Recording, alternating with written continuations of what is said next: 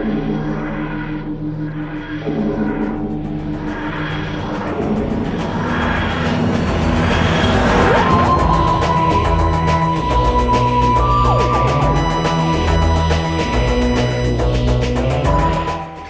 Who fans, and welcome to the Big Blue Box podcast. My name's Gary. My name's Adam. And welcome to episode 422. Yeehaw!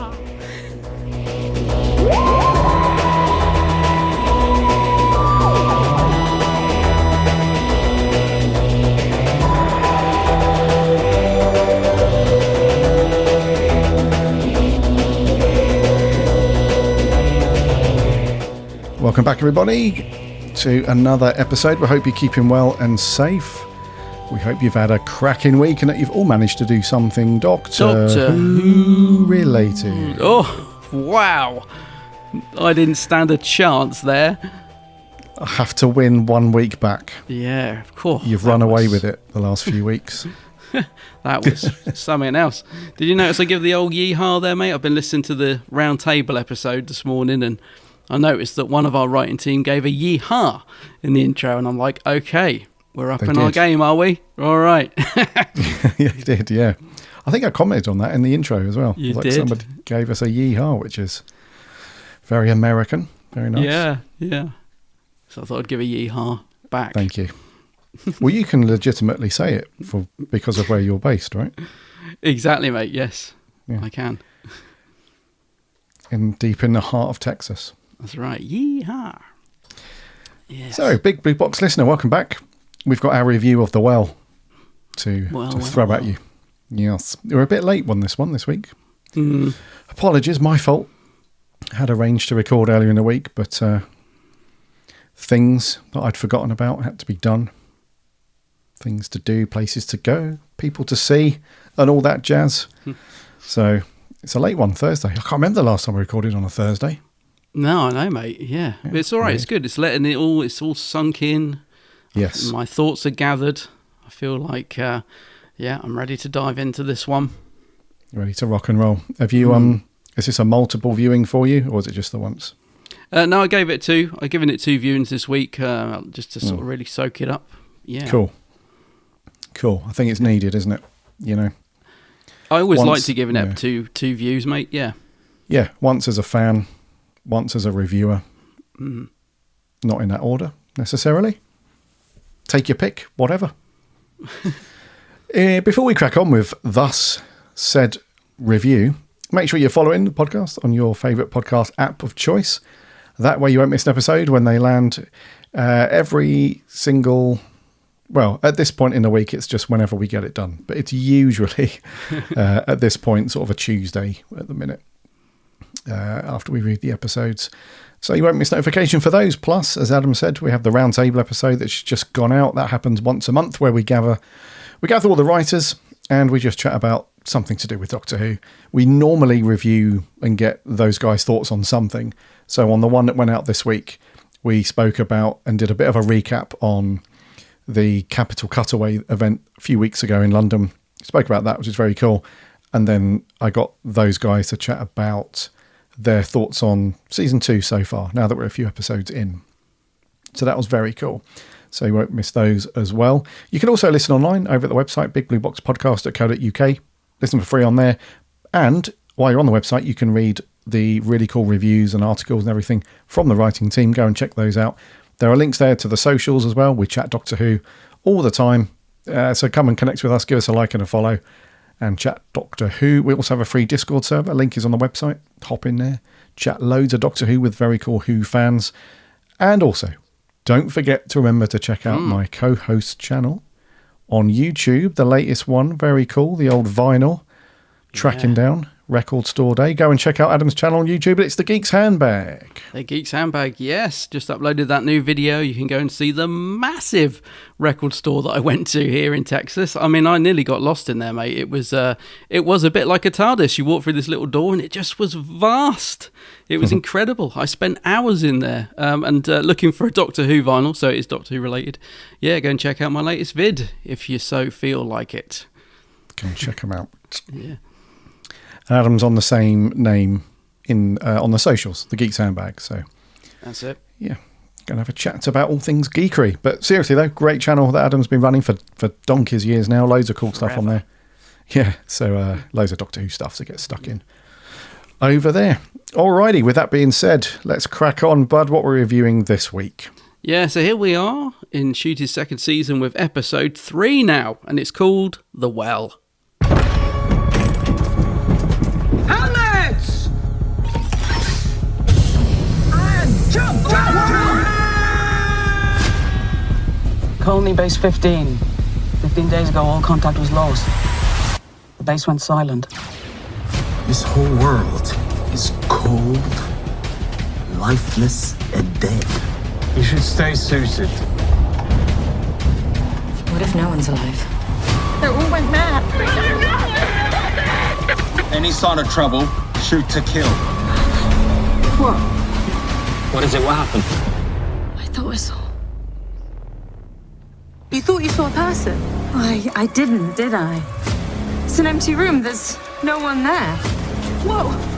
Ah!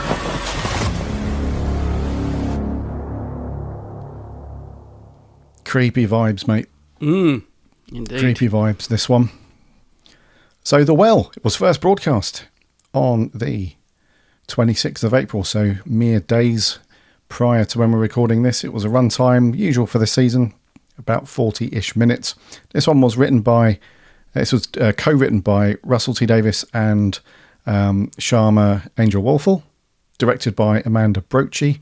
Stars Ncuti Gatwa, of course, as the Doctor, and Varada Sethu as Belinda, and then about a dozen supporting cast members. And the synopsis for this one is: far in the future, on a tough, brutal planet, a devastated mining colony has only one survivor. To discover the truth, the Doctor and Belinda must face absolute terror. So, mate, as seems to be the case with this season so far, picking up exactly where last week's episode left us. What are your thoughts, mate, as always, out the gate on this one? Out the gate, mate, I thought it was a good episode. Some good stuff this week. We do seem to be finding our feet a bit, I think, with Ncuti Doctor this season. I wish we'd seen a bit more of this the last season, but it is what it is.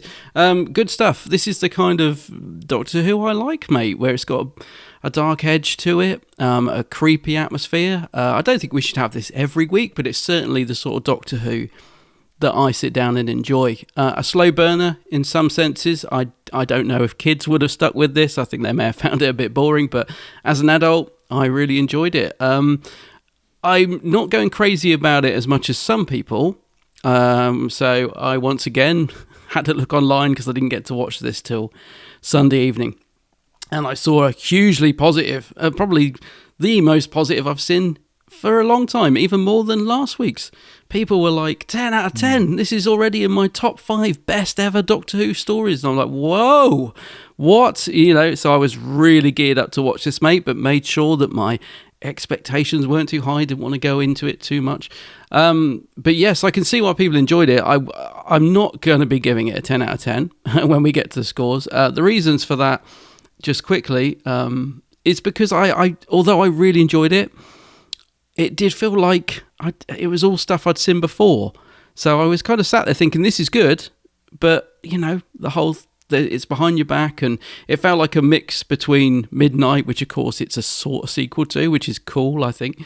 But it felt like a mix between Midnight and the Satan Pit and a lot of other things. And to me, it didn't feel very original, but that doesn't mean it wasn't good. So I wasn't going crazy about it in the same way that some people were. I wouldn't put it up there in my top 5, because I think when you break it down and you get rid of some great direction, good performances from the cast, the actual story is fairly basic, But that's, I don't want to take away from the enjoyment that I had for the episode, which was that I thought it was a good one this week. But not perfect. It's not going to be a 10 from me, but it will certainly be up there with a fairly decent score. How about yourself?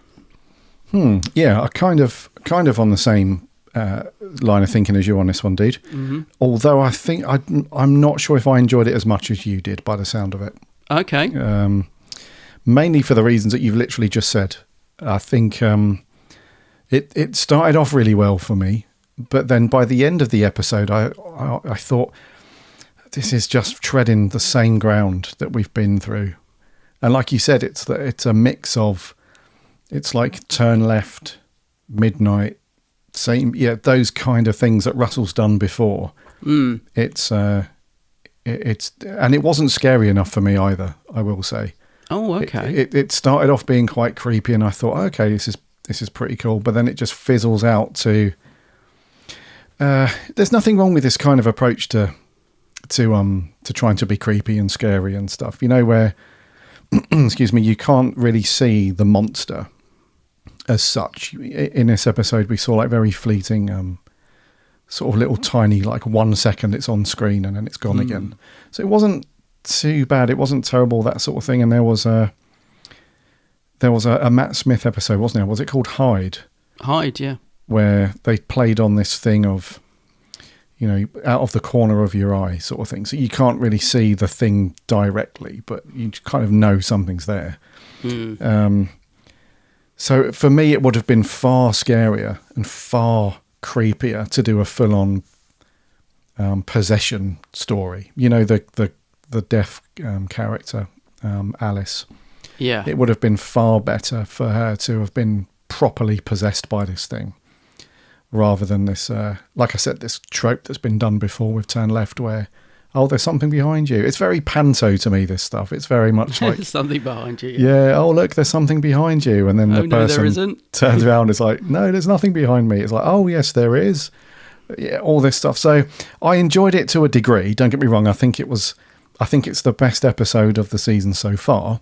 Yeah. And there is a lot to like about it. But on the other hand, it was one of those stories where I flip-flopped a lot as I went through both times watching it, where 1 second I'm thinking, oh, this is great stuff. And then literally within a few seconds, I'm like, oh, I'm bored now because I've seen this bit done before. I've seen the way that this sort of turns out. And then because of that, the ending just becomes mega predictable because of that. Yeah. You know? So, yeah, I liked it on one hand. And then literally at the drop of a hat, on the other hand, I'm like, I'm bored out of my mind.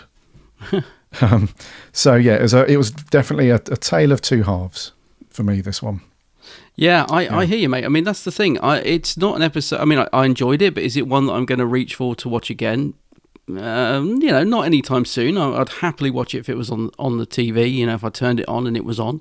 But yeah, that's the thing. Because it felt very familiar in lots of its, you know, ideas that were going on in it, like it's behind you and all this sort of stuff.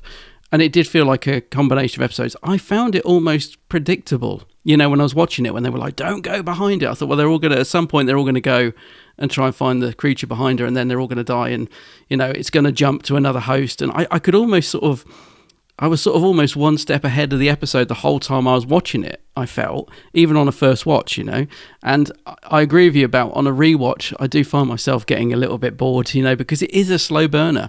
So I'm not trying to take away anything from the episode, but that's you know, that's what I mean when I say that it felt almost like we were retreading stuff rather than anything new, if you know what I mean. We did have fun. I watched it the first time with my partner. We did have fun trying to freeze frame to see the creature. Oh, yeah. Because it is, I think it's on there for like half a frame or something, and we had so many goes, and we finally got it, and we're like, yes, we've managed to do it. And you just see the tiniest, you just sort of see this head just behind it. You really barely see it, but I kind of liked that. But again, it was predictable that we were never gonna see it. I thought we are, although it's kind of been seen as a sequel to Midnight, we are never going to see the creature, you know. Again, that's a bit predictable. And just on the subject of Midnight, mate, because this is a kind of sequel to it in a sense. Midnight is one of the big reasons I always like to watch an episode twice, because I've never had such a big turnaround on an episode as I did with Midnight. I really did not like Midnight as an episode on a first watch. When it aired, I think I described it as like an episode of EastEnders in space, where everyone's just shouting at each other, all right, mate, get back over here. You know, I really didn't get the fuss about Midnight at all. And yet, when I finally rewatched it, I was like sat there thinking, this is great. It's almost like I was watching a different episode. I couldn't understand why it hadn't clicked for me the first time round. It was definitely one of those episodes where everybody loved it and I didn't. And so that is why I always like to give an episode another watch, because I now genuinely think Midnight is a great bottled, contained episode. But The Well as a sequel, I don't know if Midnight needed a sequel, to be honest with you, but it kind of worked in a sense. We got a cool flashback of Tennant and whatever the character's name that, was the creature in it. Yeah. That's it. But it's not up there with Midnight for me. Even on second watch, it's just a good... would you call it a sequel, mate? I guess. I don't know. It kind of... Companion? Yeah.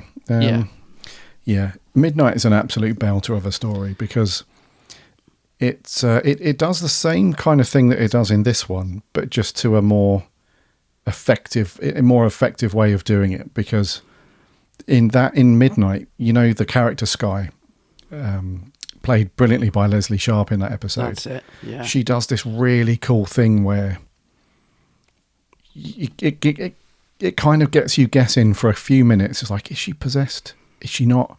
What's going on? And it really that episode builds up the tension, because you hear like the banging on the outside of the thing, for a little while, and it builds up, and you think, what's going on? And the only time that you really understand what's going on and it clicks is when the Doctor's talking, and then Skye's character starts to mimic the Doctor, and they start speaking at the same time.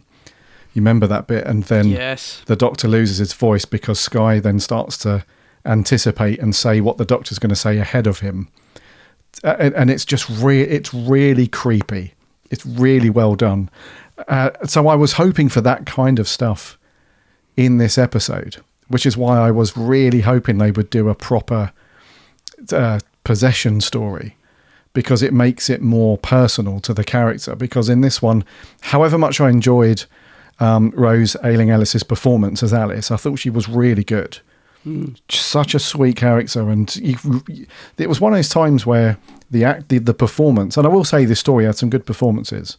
Her performance kind of gave you that emotional connection, and so when she was in tears quite a lot and she was desperate to just go home because she's got a daughter and that sort of thing, you really felt for her. But at the same time, you were like, well, there's no kind of, although you've built a connection because her performance is good and you feel for her, the monster or the entity, whatever you want to call it, it's because they gave it, even if it was like you said, just a half a frame or very, these fleeting moments. As soon as you've given the monster any kind of physical image, any kind of physical form, bang, that's the illusion gone. You're no longer dealing with this kind of weird, cryptic, ghostly kind of thing. You're now you're up against an actual thing, and it kind of takes the magic away a little bit. Takes the edge off the creepiness. Whereas Midnight kept that very much. You were 100%. You didn't see the thing ever. Yeah. It was all done through the performances of the characters, and that was what made it so creepy. So. Yeah, I was hoping for that again, like rinse and repeat, because that would have made it way scarier. But the performances were pretty sweet, though, dude. Yeah, I mean, I hear what you're saying, mate. I absolutely do. I didn't mind that we saw the flash of the creature. I didn't mind that because I knew that's all we were going to see. I thought we're never going to actually see it any more than they're showing us, and I was fine with that. I think that's absolutely.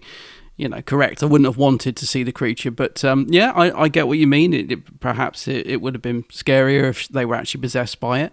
I have to say, mate, the star of the show, and I hope I'm not jumping ahead here, but the person that really made this episode for me, and I absolutely think deserves all the sort of 10 out of 10s that people were sort of saying on X and stuff, is Alice, played by Rose. How do you say her name? Rose Ayling-Ellis.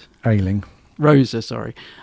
She was absolutely fantastic, mate. What I loved about her performance was that when the episode starts, I could not tell if she was evil or scared or, the look she was giving. You weren't quite sure what was going on. And I just thought her performance was fantastic in this. To me, it really, I wouldn't say held the episode together, because the other cast were good in their own way, some more than others. But I just thought she was, as at the heart of the episode, she was absolutely brilliant. And you know, on a rewatch, she's really what keeps me engaged in the episode. She was brilliant in it, I thought. Yeah, no, I totally agree, mate. Yeah, she was really good. I think she was probably the best, like my favourite performance in this one. Oh, definitely for me. Yeah. Yeah, just because she sold it. Like as soon as you go into that whole area, and this is after they've discovered all the dead bodies and the smashed mirrors and all that stuff. It's a bit like something out of Aliens, that, you know, they've got the scanner. And they're like, oh, there's a heartbeat. You know, there's one person beyond the room. You know, in that room beyond the door, you assumed that you were going to open the door and see either a human that's just gone absolutely berserk and is, you know, doing their nut, or you would see a monster or something, because somebody has killed all these people. Yeah. And you just see this really upset woman just sat there, just desperate to get home. And there was a bit just before the opening intro theme kicked in where, so the Doctor has done some sign language and communicated with her and stuff. And just before the credits kick in, the camera zooms into her face and her face changes, doesn't it? Yes. You know, and I think that's where you and I were on the same page with that bit, because you thought, is she secretly evil here? Does she know what's going on? Is she the antagonist of the story? Is she playing this a bit? Is she playing sort of false ignorance? Because she knows. I mean, ultimately, she did kind of know what was going on. We find out a bit later, don't we, that she's aware of what's aware of what's causing it. Yeah, she knows that there's something that's attached to her, and why people have gone nuts and so on. So. Yeah, mate, her performance was, she sold it right out of the traps. It was very, very good. So, and a bit of a happy ending for her as well. You don't really see that too often with these sorts of characters, do you? It's normally, especially that we've seen in the last couple of episodes with Doctor Who, where, you know, people are biting the dust left, right and centre. Yeah. So it's good that there was a bit of a happy ending for her and she escaped. But, you know, that happy ending is then again flipped on its head, where we've got somebody sacrificing himself and didn't have a happy ending. But and also, because we got like a sort of almost like, there's a it was unintentionally led. I actually didn't even realise I was going to do that until I was halfway through it. But there's a twist at the end that maybe the entity isn't dead. Of course it's so not. she sacrificed herself for nothing because it's still there. So not such a happy ending for. Now, what was that character called? Because she was actually the other person I thought was very good in this. That was Shea. So I'll let you say the actress's name, but go for it. I've already forgotten. We had to Google how to pronounce her real name, and I've already forgotten. Kayleen Dunn. I Yeah, think so. Shea. Yeah. I thought she was good as well, because you mentioned Alien earlier, and you know, when you get an ensemble cast, sometimes they put this strong character in there, but they're actually annoying, and you actually want them to die.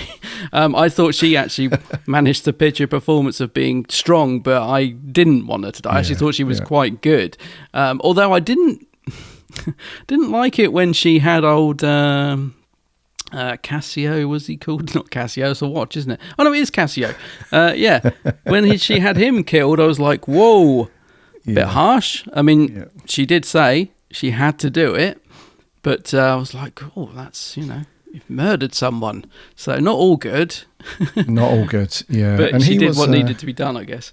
Yeah, and he was a little bit annoying, to be honest with you. He was a little bit like ideas above his station, and kind of confusing as well as to what he did, because we'd all just witnessed, you know, first of all, somebody being killed by, and this was quite funny to me, to be honest with you, is that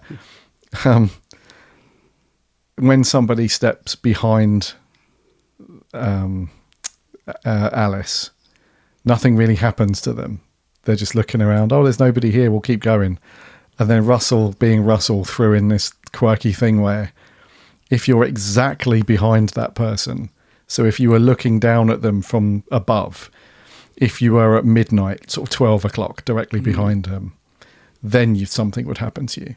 So we have this, like, what felt like 5 minutes of people just zipping round in a circle as they were being picked off one by one. Nobody shouts, stop. Yeah. Nobody move, because obviously what we're doing now is all killing ourselves. So just stop. So even though Cassio's just witnessed all this, he's like, right, I can sort this out. I'm taking charge. Code red. Get out the way. And then what does he go and do? Like, mate, you've literally just watched all these people die. Yeah. Sorry, no, you've just witnessed, somebody being killed. So you then go and test, I'm going to dip my toe in the water, see what's going on. So then he starts the chain reaction of everybody being killed. So, yeah, you can see why Shea sort of steps in and she's like, instead of shouting, like, literally, everybody stop, don't move. Nobody turn around, nobody run in a circle, just stop. She's like, yeah, face me, that'll take him out. Yeah. face me, because she knows she's like directly in front of him at that point. So, a couple of weird choices from the characters. I was going to say the actors then. But in terms of Cassio, Christopher Chung, I remember seeing the casting announcement for him on the socials a couple of months ago. Yeah, me too. Thinking, that could be a pretty cool character, because they don't typically do sort of casting announcement for supporting actors unless they're pretty cool. So I was thinking, this is probably going to be a good character, but yeah, he ended up a bit annoying, if I'm being honest. Yeah. Yeah, no, I must admit, I mean, I haven't heard of him, so when he was announced, I was a bit like, who? But yeah, he played that annoying character quite well, so when he did die, I didn't really feel anything for him, to be honest. But I did like the bit where he told the Doctor off for calling him babe, because I'd be the same. I'd be like, don't, all that stuff's getting on my wick, to be honest. So I quite enjoyed it when he told the Doctor off. Although the Doctor coming back with, okay, hun, made me want to. Yeah, you give him a slap, wouldn't you? I'd have to. I'd just be like, shut up. But I wasn't too upset when poor old Cassio got it, to be brutally honest. Yeah, but I was a bit like, Shea, that's harsh. Ruthless, mate. Yeah, Ruthless. you've got to take charge sometimes and do what's necessary. Yeah. Can I just pick up on something as well that's getting on my wick, like you just mentioned? Yeah, go for it. Get this off my chest quickly. I'm kind of not really in the feeling this whole Scooby-Doo thing still, mate. Remember I mentioned this last week? They did it again at the beginning. So yeah, at the beginning when they're around the console and they're still going through this, there's something wrong with the TARDIS, or something wrong with the Earth on this date or something, and I think the Doctor's trying to smooth over the cracks a little bit. He's like, hey, don't worry. Every time this happens, we're getting closer and closer back to bringing you back home. Yeah. And so that's over in a couple of minutes. And then we've got this, we got this weird thing with Belinda as well, where she's down in the dumps, clearly. She's upset she's not home. She's frustrated. And then at the snap of fingers, she's smiling and beaming and she's ready to rock and roll and all that stuff. So, when she says to the Doctor, does that mean we can change clothes? And then the Doctor's off on one, he's like, this is going to be amazing. And then they play Britney Spears, I think. Yep. So you see two doors inside the TARDIS, one at the top that they run through, or the bottom, can't remember. But they do that thing where they run through the door and then literally within a second, they're coming through the other door with new clothes on and stuff. Does that make sense? You know what bit I'm talking about? Yeah, I do, yeah. Yeah. That's really not sitting right with me, mate. It feels like a Scooby-Doo cartoon. And I don't know about you, it probably doesn't bother you, but as soon as I watched that the first time around, I was like, please don't why are you doing that? It's completely out of place, not just for this season, but just Doctor Who in general. It just makes this weird, I don't know, it's trying to be like an animated show, but it's not. It's not sitting right with me, mate. Okay, no, that's fair enough. I mean, I have to be honest, the whole going through one door, coming out the other, it doesn't really bother me, mate. I was finding the Doctor quite cringe in those earlier scenes. You know, they're starting to make him a bit hyper like Jodie's Doctor, and that's, you know, some people will love that, and some people like myself will just find it a bit like, tone it down, you know, all this, you know, no offense to Shooty, but he is starting to play the character a lot like Eric in Sex Education. The other character he played was like, yes, now you're enjoying this. And it's all a little bit over the top. For my taste, you know, I can only say it from my point of view. Some people will love it. I get that.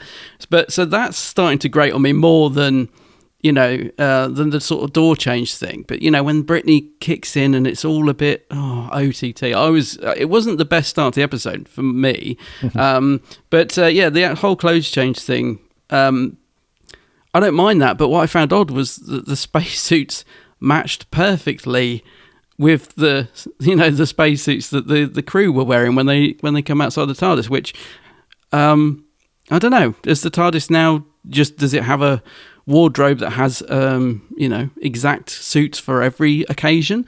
I found that odd. So they've yeah. I mean, how does that work?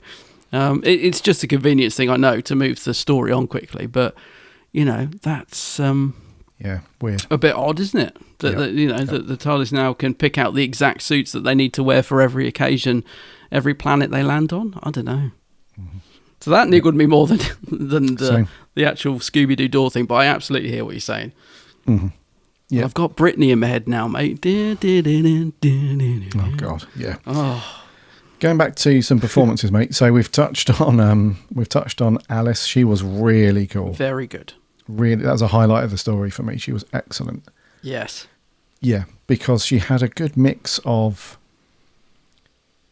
it was kind of a layered performance, because when you go sort of one layer below, on the surface, she's coming across as just terrified and she just wants to go home because she has this daughter and so on. And but on a layer below that, she's kind of being selfish about it, but in a good way, because she knows that something is attached to her. She knows that there's something not right, that it's attached to her, because she's figured out that when you kill somebody who is supposedly possessed or has got this thing attached, it then attaches itself to you. When you kill somebody, you then you inherit this thing. So she's kind of doing it a way where she doesn't want to reveal too much, because if she does, then they won't take her home. Yeah. And then it almost collapses, or, you know, almost comes crumbling down around her, because when they do realise that something's not right with her, the doctor's like, you know, you can't leave. You know, we can't, you know, that's what this thing wants, is to get off this planet and go somewhere else and all that stuff. So she's kind of selfish about being coy about stuff, but it's in a good way, because she's just got her best intentions at heart, sort of thing. So because of that layered performance, it was great to see that character on screen at any time. She was very cool. And actually one scene, dude, that was kind of cool, did have that nice build up like we saw in Midnight, was when we do have that thing where Belinda looks up and just for a second she sees something behind Alice, you know, and that while the doctor's off with Shea and Cassio investigating the well. Yes. Everyone's kind of on edge, you know, and everyone's like, oh, what's going on? Did you see something? Did you not? Well, you know, you said you saw something, so why are you going back on it now? You know, what's going on? That whole build up, that was really cool, that bit. Yeah, I think, is that the bit where she's putting the bandage on? Yes. And she just looks at, yes, that was good. That whole, I think that middle section was pretty good. Like you say, the build up worked quite well. You said earlier, like, it felt like 5 minutes, you know, when one scene sort of went on for like 5 minutes. It felt like it was dragging, sort of thing. That's what I meant when I said, you know, I can't imagine a younger audience sticking with this episode, because Russell keeps telling us he's going for this demographic of he's going for like the younger audience. There's no way, I don't think a kid would have sat through this. It would have been way too slow. So, you know, as I said, as an adult, I enjoyed it, and I think it was nice to have an episode like that this week. But yeah, I think this episode would have been a bit of a turn off for kids. I don't know, it might have scared them enough to keep them engaged. I'm not sure. Maybe. Yeah, but that middle section, I mean, there were moments when I think we tuned out a little bit, and you said you felt the episode fizzled off towards the end. I would agree with that, and that's 2 weeks running where we felt like that. And once again, my partner got to about 3/4 of the way through, and suddenly got up to get a drink, and I thought, oh, it's lost him again. And it was about the same sort of point, about sort of 3/4 of the way through the episode. So I think there is something in that, to be fair. Yeah, you're probably right on that, dude. Yeah, this is one that I had not watched with wifey on this one. Oh, I was about to ask. Yeah, so we've had a busy week, so hence us recording quite late. But yeah, we've not sat down and watched this one. We might do. We might the weekend stick it on and before we watch the next one. What's the next one called? Lucky Day. Lucky Day. Yeah. But anyway, so her performance was really good. Shay's performance was pretty cool. The leader of the pack to begin with, then gets pulled rank on by Cassio, then she kills him, then she's back in charge. But what was cool about, I thought, between Shay's character and Cassio is this power play between them and the Doctor. So, when the Doctor pulls out the sonic screwdriver and sort of re-enables all the CCTV footage and everything. And she's like, how'd you do that? He's like, magic. They carry on, and Cassio sort of rolls his eyes like, here we go. And then those little digs that they're having at each other. So it's like, I think Cassio says something like, do I have to take orders from this Doctor? And Shay's like, yes, you do. He's like, so I really like that triangle of those three, and who's actually in charge, who's really calling the shots, and what's going on. So that was cool. Yeah, I agree, because that's why I liked her characters. I felt like she was sort of, questioning the Doctor, and there was a sort of bit of to and fro between those, like you said, those three really. But that's why I kind of liked it, because sometimes those characters become annoying, don't they? Because they're just questioning the Doctor, and it's like, just, you can see that he knows what he's doing and he's in charge, so just let him get on with it. But I felt like, the whole tension between those three did sort of add something to the build-up. And it was a good moment, wasn't it, when the Doctor sort of says, what's the name of this planet? What year is it? When it starts to sort of question, and he's sort of putting two and two together. I thought that was a nice moment between the three of them. And also this thing of, they don't know humans. Humans don't seem to be, the human race. They're like, what? Who? What? Yeah, that's a cool thing. That works for me much better than, the scenes of the TARDIS trying to get back to that date, which, we get it. We don't need it every single episode. You know what I mean? It's almost like a recap, isn't it? But when they're adding a bit more mystery into it, like people don't even know the human race or it's been forgotten, that was kind of cool as well, I thought. Yeah. And that was going to be my summary for the episode, dude. It was going to be, I didn't really care for this being a sequel to Midnight because of the way they handled the entity. I didn't really care for all that stuff. The three things that were intriguing and of interest to me was, this thing where Belinda's asking them about the human race and Earth, and nobody has a clue what she's talking about. And I think that's because at this point in history or whatever, the Lombardo people and Earth are supposed to be in this kind of big joint foundation of planets and everything, so they should know what Earth is and the humans and everything, but none of them know. So that was pretty cool. And I think she brings it up at the end as well when they're back in the TARDIS. Yeah, she's all of a sudden she clicks. She remembers this conversation that she had, and she's like, they don't know who we are or anything like that. The second thing was Mrs. Flood. She's back. She's back. I kind of, again, that was something of two halves for me, mate. Let's pick up on that quickly, because this is exactly what we had with Susan Twist in the last season. I know. Where this person shows up at the end of each episode playing a different character.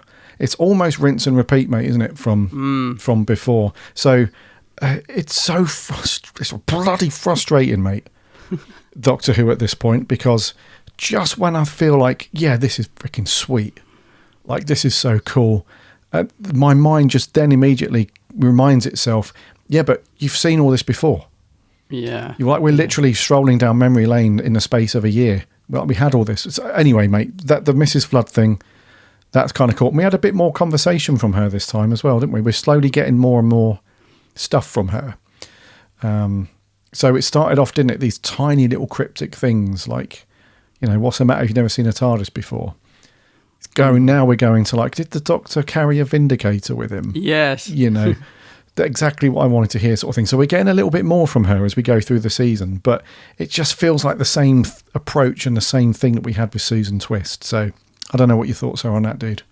Yeah, I mean, I am liking the Mrs. Flood cameos, and I particularly this week's, because like you said, there was a bit more intrigue of, has he got that device with him? Good, just as I thought. And so it sounds like Mrs. Flood, it's all playing into Mrs. Flood's hands. Everything's, falling into place for Mrs. Flood, for whatever the big reveal is going to be. So I liked that. I just hope the payoff is good, mate, because that's the thing. It does feel very much the same as the Susan Twist, which, to be honest, again, fizzled out. So let's hope this has a better payoff, because I am quite invested in the Mrs. Flood thing, and I do like seeing her pop up every week. But yeah, I know what you mean. It does feel a bit like this whole episode, really. It's a combination of stuff that's all been sort of seen and done before, but that's not to say it doesn't work. It's just all a bit, for want of a better phrase, what you've just said, mate, a little bit rinse and repeat, which does make me lead me on to my other thing of, I don't know how I feel about Midnight having a sequel either, because Midnight is now an episode that I do regard very highly. I have seen the light, it is a great episode. It's sometimes you should just leave those things there,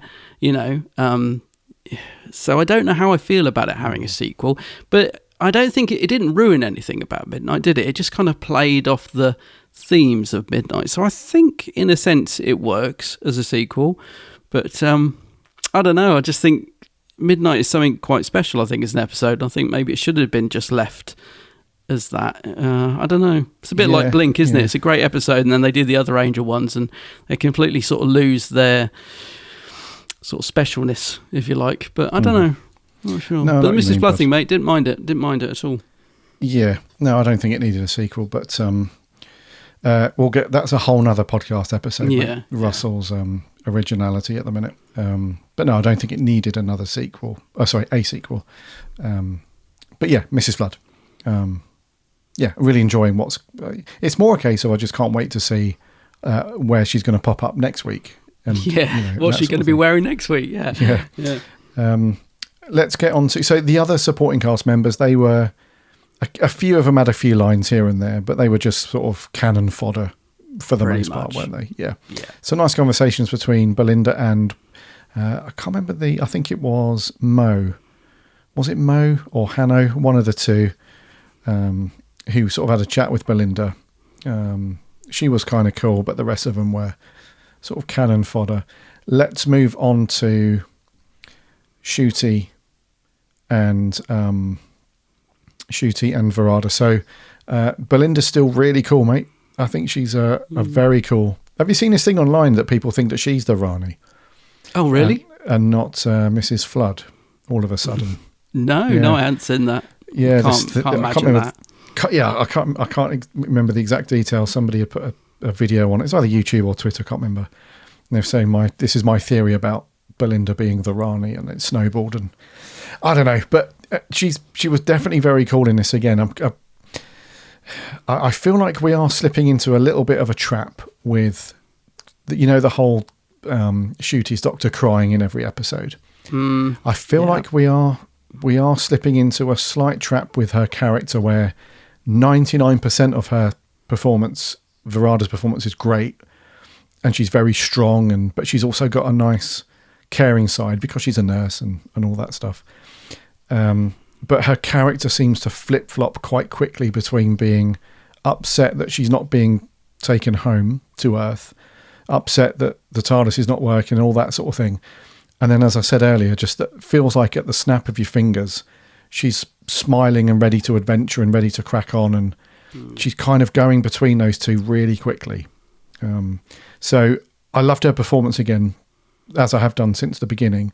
But I do feel like we're sort of going into a rut of, is she going to be upset and moping around at the beginning of next episode for the first 2 minutes? The doctor's going to give her a smile and a hug and a little, flirty thing, and then she's going to be fine. And then at the end of the episode, she's going to be back to being mopey and sad again. Do you know what I mean? There's a bit of a pattern forming. Yeah, a bit of a template. Like, yeah, we'll start the episode like this, then we'll do that. And yeah, I absolutely get what you mean. As far as Belinda as a character goes, mate, I like her, but she's not setting my world on fire. I haven't sort of warmed to her particularly. She's just kind of there, and I like her. But that's as far as it goes. I need to see a bit more, really. I need to see more from the character to really sort of cement her up there as, she's like not like Martha for me. Like Martha, I loved Martha, and Donna, such a strong character. Donna's probably one of my favourite companions. Where does Belinda sit for me right now? Kind of just there, so I need to see some more character development from her, and I think that plays into what you're saying. I can't have her just moping around every week, and then being, this caring character, and then, need to see more. But you saying about the Rani series has just reminded me that we've actually got this whole mystery around Belinda, which I'd completely forgotten about until you started talking about the Rani. And I'm like, oh yeah, there's this thing about her being in Boom as a totally different character. Now, that's not been mentioned again, has it, since episode 1? No, it hasn't, no. So that, how's that going to play into things? So maybe there is a good mystery there to come around Belinda's character, and hopefully she will be more memorable. Because right now, mate, she's likable, but when this series ends and we're talking about companions like Donna, Martha, Rose, where's Belinda going to be? When we're sat around the table having a few pints, I feel like at the minute she's going to be forgotten unless that's, something happens or we get some more character development. I did like the scene though where she's talking about sign language, and Alice says, you're a nurse and you don't know sign language. It did sort of make me think, oh yeah, there's a lot of people out there that need sign language, and we kind of, it's a sort of specialised thing, isn't it, to do sign language? It's, you maybe we should have it in, when people are training to be nurses and doctors. So, that was a cool little scene, I thought. So stuff like that's nice. Just need to see a bit more of it, I think. Yeah. No, I agree. And interesting fact, the cast and crew went on a deaf awareness course. Oh, really? Yeah, in support of Rose Ailing Ellis's character. So they could be a bit more, I guess, comfortable around acting around somebody who is deaf, and I guess learning some basic sign and all that stuff. So that was cool. I've actually, I've always wanted to learn sign language, actually, myself. It's something I've wanted to do, but because I have a terrible memory, as regular listeners will know, listening to podcasts, I can't even remember an actor's name half the time when I've just watched an episode. I always feel like I'm just not going to be able to remember all the stuff, so I've kind of always talked myself out of it. But it is something I think is quite important. I'd love to be able to go up to somebody and be able to do sign language. Mm-hmm. Maybe one day I'll give that a go. I don't know. Yeah, that'd be cool, actually. Yeah, I wouldn't mind doing that. Do you agree with me about Belinda though, mate? Is she doing much as a companion for you, or are you like me? Do you just like her, or are you really sort of thinking they've got good chemistry right now? Well, I think her performance is really, really good. I think we needed a companion that wasn't just falling all over the Doctor every 5 minutes. And somebody who was a bit stronger and a bit more, somebody who's more, not just swept up in the whole vibe around the Doctor as much, I think. So somebody who's stronger and just knows what they want. So I think that part of it is really cool, and I'm really enjoying, how Varada Sethu is coming across like that. The downside to that is exactly what you've said, is that because she's like that, I think it's hard to sort of warm to her because she's not giving you that Donna vibe or Martha vibe. You haven't got that kind of nice warm. You'd think twice about asking her for a hug at the moment. Yeah. You'd be a bit tentative and approach with caution. Whereas Shooter, you'd just be like hug. You'd be like, yeah, babes. He'd be all over you, sort of thing. So she's like the opposite, isn't she? I think that's kind of, in the grand scheme of things, that's probably needed. Having that contrast between the Doctor being that way, and then Belinda being, the opposite almost. Yeah. Could be a good dynamic. Yeah, we'll see how it plays out. Yeah. And what do you think to Shooty then in this one? We obviously get the tears. I think I'm now just looking out for an episode where he doesn't cry rather than... Yeah, same. It's kind of... I know I know that's a common thing amongst fandom at the moment, and people listening are probably like, oh yeah, you guys are just saying what everyone's saying. But it is a thing. It's become a thing, isn't it, with this Doctor and the tears and stuff. But I thought Ncuti was really good in this one, dude. I thought he was, there was a couple of scenes where he looked absolutely terrified. Like literally had just peeped his pants. There was one scene where he kind of puts the room on hold a little bit. So that's actually one of the times where I think Ncuti does command the room a bit and does have some presence, where, you know, that scene after everyone has been sort of, systematically murdered, going round in a circle. He kind of puts a hold on the room, doesn't he? And stops everybody, slows everybody down. And then he approaches Alice. And then he does this thing where he starts to look round past her, sort of thing, trying to see what this thing is. And then he hears these whispers, doesn't he? And he says to them that this entity whispered his real name. Oh yeah, I'd forgotten that. Yeah. And his eyes start welling up. I mean, don't get me wrong, it's one of those times where it's justifiable, him welling up like that, because he seems absolutely terrified. So that was a nice little bit where, because we don't know, nobody knows the Doctor's name other than River Song, and now this creature is obviously been able to sort of psychically, see what's going on inside the Doctor's head. So there was a couple of scenes like that where he played terrifying, and also the bit where he's coming to the realization that he's been on this planet before. When he's asking Shea, no, what was the name of the planet before?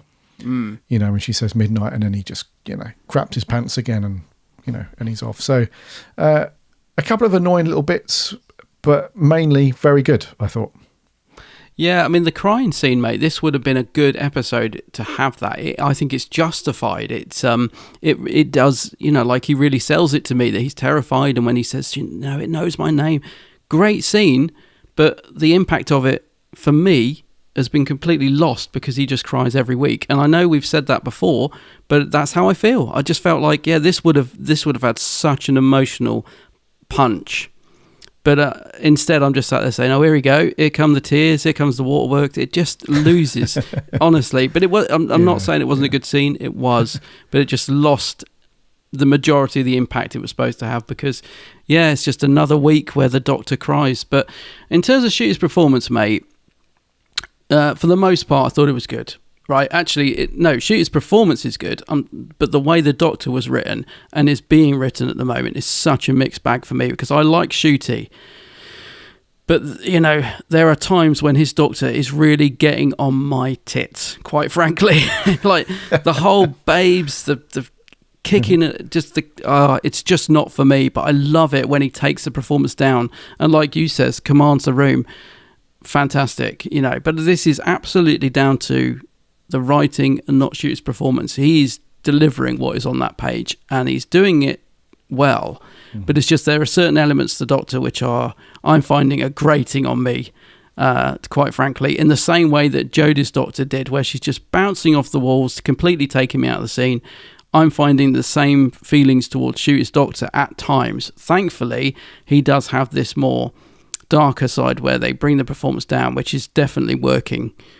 So I want to see more of that, because I think, when we see the Doctor like that, for me, that is much better. That's much more like the Doctor I want to see, rather than someone that's dancing around the room to Britney Spears every week and calling people honey and all that. It's just not for me. And I can't stress that enough, mate, because I know that there are people out there that will like it. I can only talk about the sort of Doctor that I like to see. And that's what I saw in the latter part of the episode, where he's, taking control, and he knows what he needs to do. No, I agree with you, but and that's the thing to remember as well, is we can only say what we're not going to sort of pander to what's going on in fandom at any point. It's literally just our own, what we want to see in Doctor Who and stuff. So I think that's important. But no, I agree. The fact that he cries all the time now just dilutes the effect of when he does cry, because like you said, it's like, oh, here we go again. It's almost I was just like, here it is again. Yeah, exactly. It's almost like it's a similar thing, sort of a Boy That Cried Wolf sort of thing, isn't it? You can only see it so many times before you think, oh yeah, okay. So yeah, I know what you mean. Two things I want to finish up from my point of view, bud. The first one is that I was so up for Murray Gold coming back. But I'll be honest, mate, his music's just killing it for me. Like most episodes, I have to do this thing where I have to rewind 10 seconds because I'm like, what did they say there? Because Murray's music is blasting out. Yeah, and I have to sort of skip back in 10 seconds. Well, okay, that's what they said. And I'm just not feeling the music, mate. I hate to be a negative ninny on this stuff. I really do. And I'm such a fan of Murray. Both you and I are huge fans, aren't we, of Murray Gold and his music. But for some reason, mate, it's not landing for me in this season especially. And I think it's because we don't have any repeatable hooks or melodies that are associated to certain characters. You know, like back in the day, we used to get really nice themes for each Doctor and then each companion. It was those little motifs so that, you know, as you go through each story, there was like a little consistent hook, you know, that gave you that nice, warm, fuzzy feeling, almost. Yeah. Which I'm just not getting that from Murray's music on. I didn't really feel it so much on last season 1, but this one I'm really getting that vibe where it's just feels like generic sci-fi music. It doesn't feel, I don't know, it's weird. It's like we have these little moments that just sound amazing. You think, right, that's really cool. And then 80% of the music's just, you know, if you just went to YouTube or some stock royalty music website and just typed in science fiction, you'd just hear that 1,000 times over. So I'm getting that vibe. And then the second thing, mate, was, as always, visually stunning. Like the production, the design, all that stuff. Amazing looking series, as it has been for a few years now. But every season it seems to just hop up a little bit in terms of visual fidelity and the design and stuff. So that's no different. It looks amazing. So just a couple of things to finish up for me, dude. Yeah, visually, mate, I absolutely agree. Brilliant. The episode looked class, looked fantastic. Direction, really, really good. I don't know who the director was. I think you mentioned her earlier, but yeah, that was Amanda Brochi. Yep, great direction. Music, mate, kind of agree with you. This is an episode where Murray would normally absolutely shine with doing the creepy stuff. I can't think of any, I can't even remember the music in it, apart from when the entity appears behind the back. We sort of get this, I think somebody, I don't know where I heard this, somebody compared it to a clattering of saucepans or something, but it was enough to make me jump the first time, so it obviously worked. So there was a couple of little good moments from Murray in there, but I kind of agree with you in a sense, mate, because I love Murray's music. I mean, he was a bit of he wasn't the cheeriest of chaps when I met him in real life, so am I a fan of Murray himself? Maybe not so much, but I love his music. I think he's done some great stuff with Doctor Who in the past, but does feel a little bit hit and miss at the moment. And yes, the dialogue. Now, I don't know if this is down to Murray's music being too loud, or the actors mumbling, or a bad mix, or all of that, but I genuinely nearly put the subtitles on in the first half of this episode. I couldn't hear anything anyone was saying, and maybe I'm just getting old, but because I was talking about my hearing before we kicked off the show actually, but no, I agree with you, mate. I genuinely couldn't understand some of what was being said for I don't know, not necessarily a large portion of this episode, but certainly for some of it. And I don't know if that's the mix or the music being overbearing or what, but I was the same, mate, so it's not just you, you know. Maybe we're both just getting old. We're getting miserable old buggers. Yeah, that's it, we are. We are. Okay. Have you got anything else on your notes, dude? Let me have a quick look. I don't think so. No, I think we've pretty much covered it, to be honest. Right. Yeah. Okie dokie. Scores, and I think it's your turn to go first on this one, bud. Yeah, okay. I'm going to go with the same score as last week, actually. It was nearly an 8, but I'm going 7.5. I'm really stuck between those two scores because I think I enjoyed it the same as last week, mate. And once again, it's the ending that's kind of fizzled out, and it's the fact that I just felt like I was watching stuff that I'd seen before, but like a different, I don't know, it just didn't feel that original to me. So do I give it an 8? It's not. No, I'm going to stick with 7.5 because that's what I wrote. But it's almost an 8. It was good. It'll probably sound like I didn't enjoy it. I did, but it just wasn't quite up there for me. Mm-hmm. Gotcha. 7.5. 7.5. I'm going to go with a 6.5. Ooh. For me. I think the fact that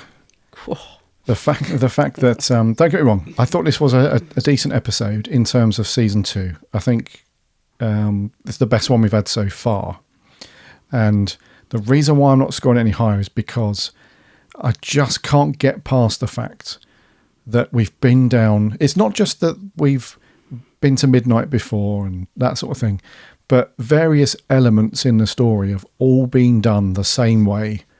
So for you, it didn't bother you too much, but for me, that really knocked the score down, was the originality factor.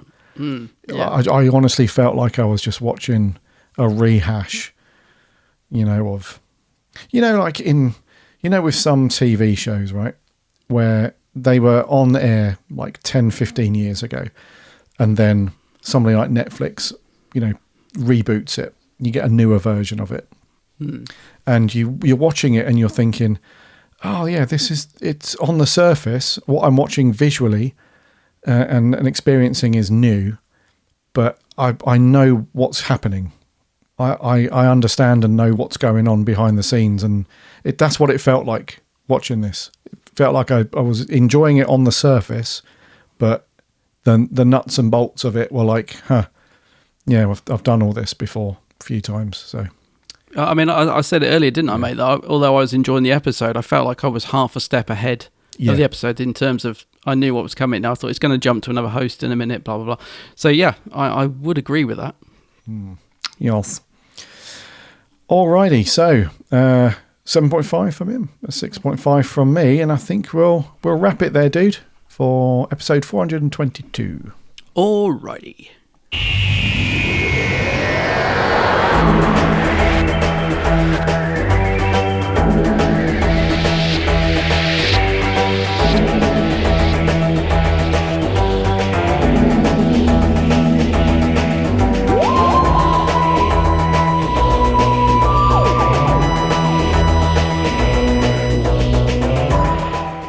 Thank you so much for listening to another episode of The Big Blue Box. That was 422, and our review of The Well from Season 2. It was a 7.5 from Adam, a 6.5 from me. We'll be back next week for our review of the next episode, which is Lucky Day, which is a Ruby story. Is this a Dr. Light one? A lot of people have said it's going to be a Dr. Light one, but I'm not too sure. I've not dived into and tried to fish out some details, but Ruby's definitely back. Yeah. So we'll see. Looking forward to seeing Ruby again. Actually, I like Ruby. Yeah, same. Should be good. In the meantime, dear listener, thank you very much again for listening, and make sure you're following or subscribing to the show in your preferred podcast app, especially if you're a newbie to the show. If this is your first time listening to Big Blue Box, we'd love to have you along as we review all the episodes for the remainder of season 2. So make sure you're hitting the follow or the subscribe button, whatever it is in your app, so you don't miss notifications when new episodes drop. And if you're one of the old grizzled ancients who've been with us a long time, then welcome back. It's great to have you all here. You can also listen for free over on the website, bigblueboxpodcast.co.uk. All the episodes on there, plus the reviews and articles from the writing team. Links to the socials, chat with us on there, and a link to the Discord server to chat on there also. Also, don't forget to remember to check out Adam's channel on YouTube. It's once again The Geek's Handbag. The Geek's Handbag. I'm under that name on all the socials, The Geek's Handbag. And Indeedy. YouTube. Indeedy. Go and check out Adam's stuff. So, until next week, my name's Gary. My name's Adam. And remember...